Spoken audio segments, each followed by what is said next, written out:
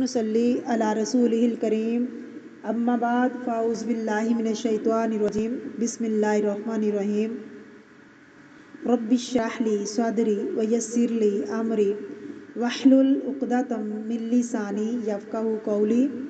سورۃ آل عمران آیت نمبر 138، لفظی ترجمہ اور تفسیر۔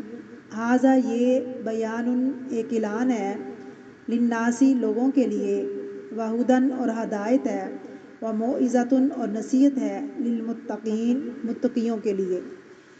تفسیر۔ بسم اللہ الرحمن الرحیم۔ ھذا بیان للناس، یہ بیان ہے سارے لوگوں کے لیے۔ ھذا جو ہے وہ اسم اشارہ ہے، کس چیز کی طرف اشارہ ہے؟ قرآن مجید کی طرف، قرآن حکیم کی طرف، اللہ کی کتاب کی طرف۔ یہ سارے کے سارے انسانوں کے لیے قرآن کیا ہے؟ ایک بیان ہے۔ وہدن اور ہدایت بھی ہے، وموعظۃ اور نصیحت بھی ہے۔ کس کے لیے؟ متقین کے لیے۔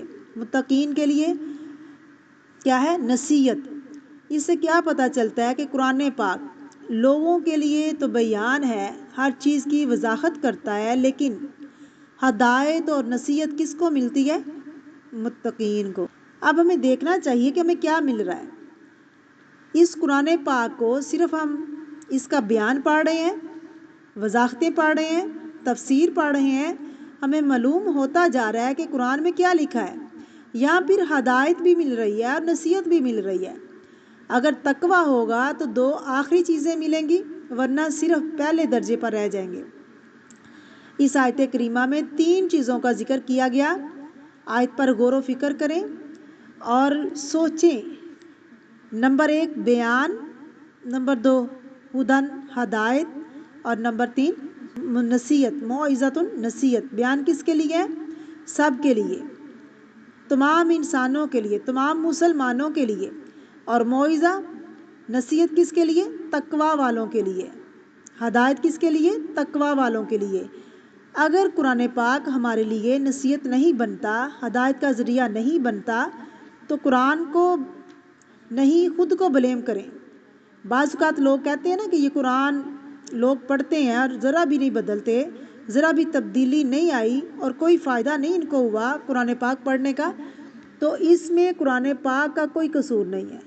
قرآن تو بیان سب کچھ کر رہا ہے، وہ تمام انسانوں کے لیے بیان کر رہا ہے، لیکن ہدایت نہیں دیتا۔